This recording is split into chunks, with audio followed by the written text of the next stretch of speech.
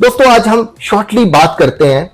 कि ये जंग अमेरिका के लिए इतनी मुश्किल क्यों है। दुनिया की जितनी मर्जी बड़ी पावर हो, जब वो अपने जोग्राफियाई हदूद से बाहर निकलकर किसी दूसरे खित्ते में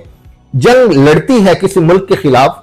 तो उसकी फौज की ट्रैवलिंग एक कंट्री से दूसरे कंट्री तक ले जाना, उसकी वहां पे एक्सपेंसेस और फिर जो उस जंग में अखराजात होते हैं, तो वो बहुत ज्यादा उसका नुकसान होता है, उसकी मैशत पे बहुत इफेक्ट आता है। तो अमेरिका एक ऐसी जंग में कूद पड़ा है मशरिक वस्ता में, ईरान और इसराइल की जंग में अपने आप को एक थर्ड पार्टनर बनाते हुए, जिसमें अमेरिका का एक बज़ाहिर बहुत नुकसान होगा। एक तो वो मुकम्मल तौर पे ईरान को फतह नहीं कर सकता, दूसरा वो जिन अहदाफ को लेकर आया था, ईरान के एटमी प्रोग्राम को खत्म करना है, दूसरा ईरान में रिजीम चेंज करनी है। बज़ाहिर तो वो इन दोनों अहदाफ को हासिल करने में नाकाम रहा। दूसरा दोस्तों, अगर ये जंग फैलती है तो ये पूरे मशरिक वस्ता को आग की लपेट में ले लेगी। एक तो इसमें बहुत सारे कंट्रीज जो है वो इफेक्ट होंगे,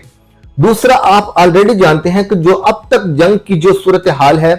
उसमें ऑयल प्राइसेस को इतना बढ़ा दिया है कि पूरा यूरोप चीख रहा है, पूरी दुनिया के सारे ममालिक में महंगाई की शरह आला सतह तक पहुंच चुकी है, अवाम बिलबिला उठी है। तो दोस्तों अब तक की ये सूरत हाल में ये हाल है, तो अगर ये जंग का दायरा कर फैलता है और अगर ये तीसरी वर्ल्ड वॉर की तरफ जाती है, तो आप सोचें महंगाई कितनी ज्यादा बढ़ जाएगी।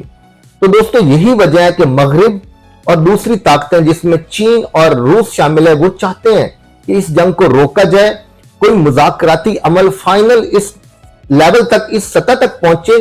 कि दोनों ममालिक अमेरिका और ईरान किसी फाइनल डील के नतीजे में अमन की तरफ जाते हुए इस जंग को खत्म कर सके।